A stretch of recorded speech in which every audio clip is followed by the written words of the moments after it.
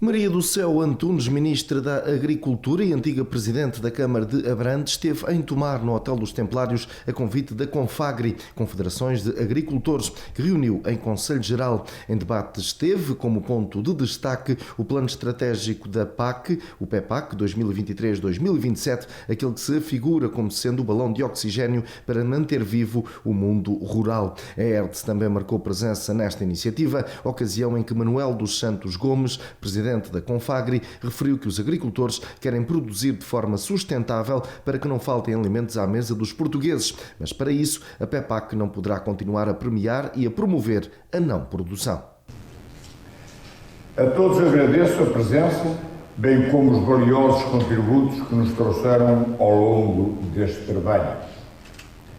Realizamos o nosso Conselho Geral num momento particularmente difícil e incerto da nossa vida coletiva.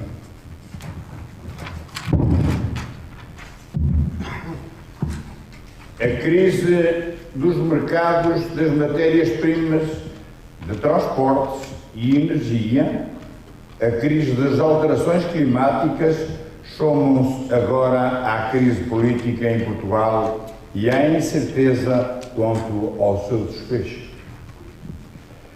Ao mesmo tempo, somos confrontados com a necessidade urgente de apresentar o PEPAC 23-27 em Bruxelas antes do fim do presente ano.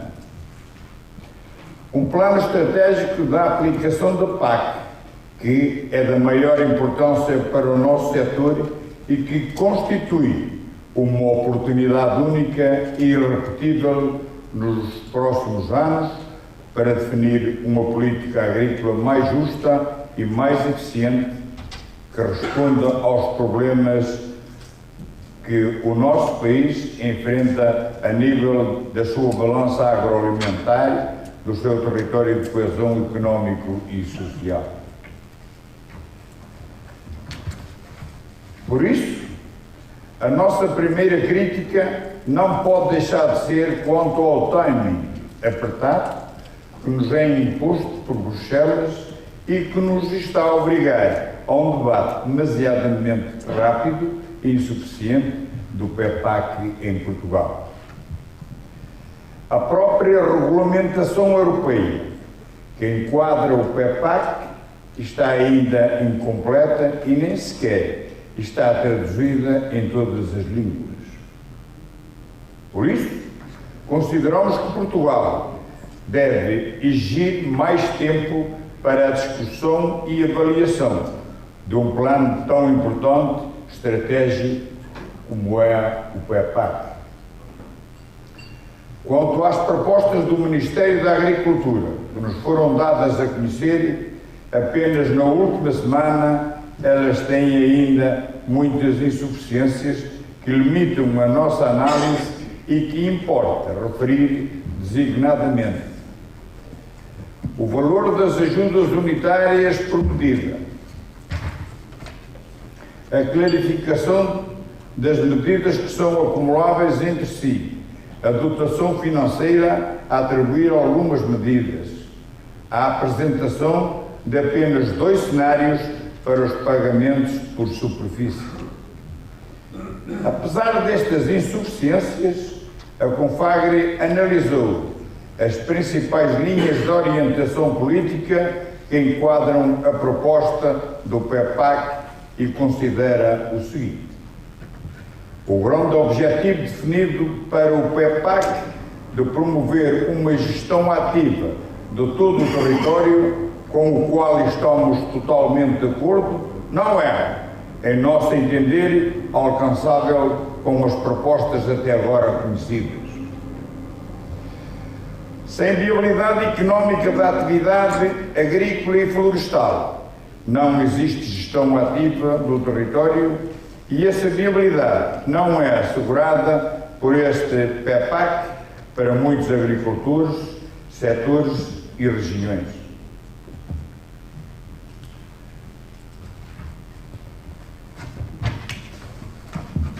Constatamos também em algumas propostas de medidas disposições que parecem querer continuar a premiar o não produzir, o que para nós não é aceitável.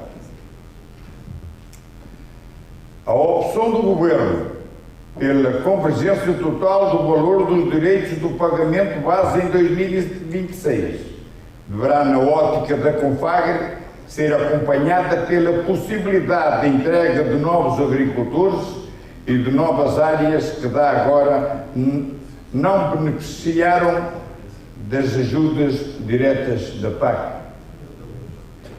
Sem esta abertura, a alegada justiça e equidade que a convergência 100% vem trazer não passa de mera demagogia a que a Confagre se opõe totalmente. A atenção e o risco do aumento das transferências do segundo pilar para o primeiro pilar é também para nós preocupante e pode limitar o apoio aos investimentos. Os investimentos nas explorações agrícolas, florestal e na agroindústria são, na ótica da Confagre, essenciais para a modernização e para a sustentabilidade futura do nosso tecido produtivo. Apenas eles poderão permitir transformar o nosso setor primário, tornando-o mais eficiente.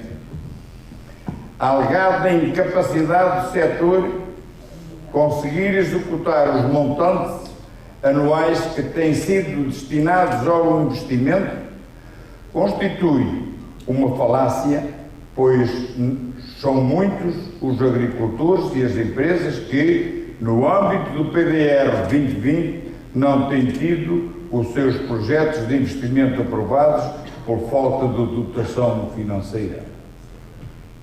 Por outro lado, é a complexibilidade administrativa e burocrática a que são alheios os promotores dos projetos que efetivamente provocam os grandes atrasos na execução financeira dos mesmos.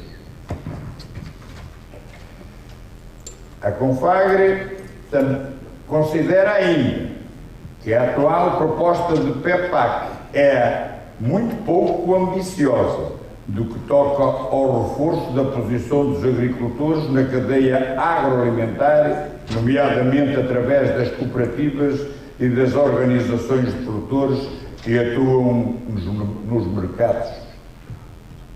De facto, verificamos que não só desaparecem algumas diferenciações positivas para as cooperativas e OPs que existiam no atual PDR no âmbito das medidas agroambientais, como também não existem medidas específicas para o reforço do tecido cooperativo agrícola. E é precisamente o setor cooperativo o único que vem e tem vocação e capacidade para integrar e apoiar, e enquanto território rural do nosso país, um elevado número de agricultores que, sem o seu apoio, ficarão completamente vulneráveis nos mercados alimentares, cada vez mais competitivos e instáveis.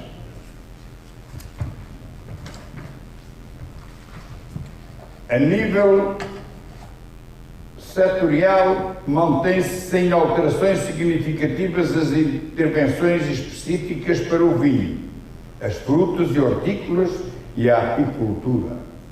Por sua vez, a Ministra da Agricultura, Maria do Céu Antunes, destacou a importância das cooperativas agrícolas no desenvolvimento e capacitação do setor e na dinamização socioeconómica das zonas rurais. E de facto, este ciclo reveste-se de grande importância. E gostava de vos começar por dizer o seguinte. Hoje, na Escócia, como sabem, está a acontecer uma cimeira de grande importância, a COP26, mas onde a agricultura não está na agenda. É uma cimeira importante, onde se fala de alterações climáticas, de ambiente, de qualidade de vida, mas a agricultura não está. E a agricultura é responsável por 10% da produção de gases com efeito de estufa. Eu não sei se tiveram a oportunidade ontem à noite de ver na televisão, mas passou precisamente num dos canais noticiosos uma reportagem em que falava sobre isto. Porque é que a agricultura, sendo responsável por 10% dos gases com efeito de estufa, não está na agenda desta cimeira. E depois passaram uma informação, uma reportagem de um jovem num país nórdico, contabilista, se não me falha a memória, que herdou uma propriedade em dificuldade e que, de repente, decidiu dedicar-se à propriedade da família e produzir vacas. E que está a produzir em modo sustentável e que pedia, de facto, apoios, porque acha que aquilo que está a fazer bem, e com custos baixos de produção, porque usa frascos de vidro que recicla para fazer a recolha de leite, porque utiliza o estrume para fazer fertilização orgânica e que tem um conjunto de boas práticas, mas que ainda assim quer fazer mais e quer fazer melhor.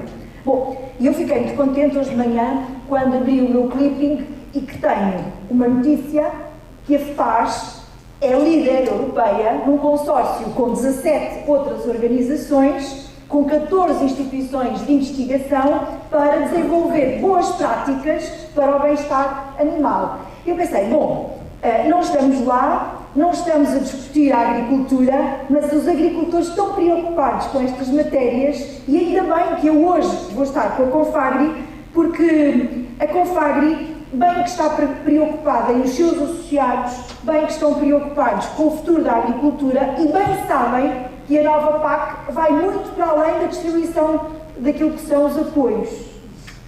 Porque bem sabem que é necessário esses apoios para poderem produzir mais e produzir melhor, tendo em atenção aquilo que são os recursos naturais e o seu uso sustentável. Bom, mas para além disso, também me permitam dizer que hoje celebramos o Dia Mundial a uma só saúde.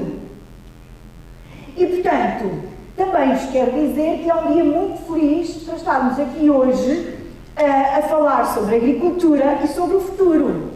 Porque diz o povo, e não é uma frase feita, porque já diz há muitos anos, há décadas, se calhar há séculos, nós somos o que comemos.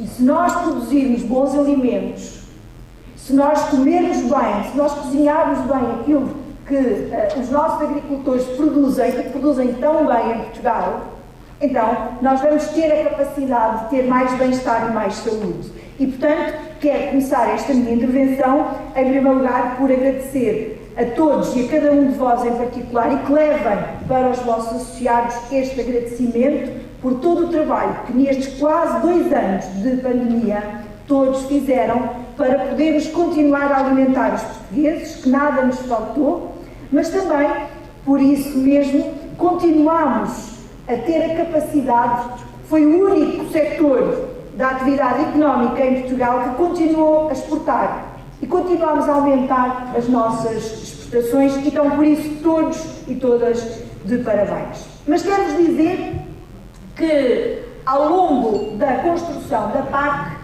desde a sua gênese, e lembro que a PAC foi o primeiro projeto europeu de solidariedade para podermos ter alimentos no pós-guerra em quantidade e em qualidade para alimentar os europeus. Alguns de nós lembramos das nossas famílias falarem sobre o racionamento, sobre o que era dividir uma sardinha, ou não ter leite, ou não ter açúcar, ou não ter farinha. E foi necessário criar um instrumento comum para promover a produção de alimentos na Europa e foi criada para distribuir de forma justa um rendimento para promover a produção de alimentos. Esta é a gênese da política agrícola comum. Sendo certo que ao longo da sua existência foi tendo sucessivas alterações para garantir a saúde e o bem-estar, para garantir emprego para garantir igualdade de oportunidades em todos os territórios, ou seja, para ter um contexto socioterritorial mais justo, mas depois, e mais recentemente, para ter também um cariz ambiental que agora, nesta nova política agrícola comum, está reforçada. Esta nova PAC tem este cariz de transição climática, onde a digitalização, ou seja, onde a tecnologia tem um papel fundamental, é determinante para nós podermos aspirar a ter uma agricultura mais ecológica, mais verde, mais resiliente, que seja capaz de responder àqueles que são os desafios que estão subjacentes a crises como esta que estamos a viver numa pandemia, e que contribua para o desenvolvimento das zonas rurais, mas que também seja capaz de reforçar o sistema agroalimentar europeu e que seja também capaz de garantir a nossa autonomia estratégica. E se tínhamos um desafio grande no início deste ano, que era de concluir o acordo para a reforma da PAC, neste momento o nosso desafio, e fizemos no dia 28 de junho e a nossa presidência acabava a 30, e portanto acabámos no momento certo. Agora temos um desafio pela frente, que é entregar a nossa versão do plano estratégico no dia 31 de dezembro de 2021. E vamos fazê-lo. Vamos entregá-lo de acordo com a data que está prevista à Comissão Europeia no final deste ano e ter o ano 2022 para negociar com a Comissão e para fazer as afinações que sejam necessárias para termos um bom plano estratégico para dar resposta às necessidades dos agricultores e para podermos corresponder a estes objetivos que são ambiciosos. Queria dizer-vos o seguinte, dizia há pouco o professor que a China já foi dizendo para poderem armazenar alimentos. Também o senhor comendador falava há pouco daquilo que são os efeitos que se fazem sentir desta crise energética, do aumento dos fatores de preço, dos fatores de produção. Bom, se não tivéssemos política agrícola comum, que se constitui como no fundo, um para-choques para estes efeitos, este amortecimento, os efeitos seriam bem mais devastadores. E, portanto, nós temos mesmo que ter aqui um instrumento que, a partir de janeiro de 2023, tenha as melhores respostas para continuarmos a fazer este trabalho com os nossos agricultores. E temos-lo feito, sempre que possível, de forma muito participada. Nós começámos há 2 anos, a esta parte, fazendo 9 diagnósticos estratégicos, de acordo com os objetivos que a Comissão estabeleceu. Nós fizemos a seguir uma análise SWOT, nós desenhámos uma lógica de intervenção, nós começámos a desenhar as medidas. No início deste ano tivemos a primeira consulta pública, que foi muito participada, e tivemos, e não foi um ato de propaganda política, porque o orçamento só chumbou já depois de termos concluído o primeiro périplo que fizemos agora, acerca do ponto em que nos encontramos para esta construção deste plano estratégico. E eu estava aqui do ponto que cheguei a ouvir as federações setoriais, e estava a ouvir os apicultores, e estava a ouvir outras federações, e aquilo que aqui ouvi, já tinha ouvido nas várias sessões que fiz no país inteiro, porque a CONFAG e as suas federações participaram em todas e deram-nos conta disso mesmo, e nós temos todas estas questões para podermos agora, porque o documento não está fechado, antes pelo contrário, estamos de facto a construir, tendo por base estas participações, e por isso também quero agradecer à CONFAG mais esta oportunidade para enriquecermos este nosso trabalho. Há um conjunto de reuniões técnicas e técnico-políticas que estão a acontecer com as confederações, ao nível mais técnico, ao nível mais político, comigo, com o Secretário de Estado, com o Gabinete de Planeamento, e vamos, se tudo correr como estamos à espera, no dia 15 de novembro e até 6 de dezembro, fazer a segunda consulta pública alargada para, aí sim, já com um orçamento associado e com as ajudas unitárias, podermos ouvir de novo os nossos agricultores. Nós construímos uma visão para a política agrícola comum e para o nosso país. Nós defendemos uma gestão ativa de todo o território. Aliás, o Sr. Comendador costumou utilizar uma expressão que eu gosto, que é: nós temos que atribuir efetivamente apoios a quem produz. Nós precisamos de uma produção agrícola e florestal que seja inovadora e que seja sustentável. E quando falamos de sustentabilidade, não falamos só de sustentabilidade ambiental, falamos de económica e falamos também de social. Falamos de equilíbrio, essencialmente, em que o solo se constitui como o nosso principal ativo, dos nossos agricultores, dos nossos produtores florestais, e que tem que estar sempre associado aos restantes recursos naturais. Queria ainda dizer que o conhecimento tem que ser transversal a todas as áreas de intervenção e conduz-nos um conjunto de premissas políticas onde nós queremos ser justos na forma como vamos colocar os meios no terreno. Nós defendemos uma equidade entre setores e dentro do nosso país, entre territórios. Nós queremos fazer uma discriminação positiva dos apoios à pequena e à média agricultura, onde queremos aumentar os apoios no interior do país, nomeadamente nas regiões vulneráveis aos povos rurais, onde queremos, por isso fizemos uma resolução do Conselho de Ministros, fomentar a atividade agrícola e um mosaico de paisagem nestes mesmos territórios, ou em territórios onde, neste momento, existe uma menor cobertura desses mesmos apoios.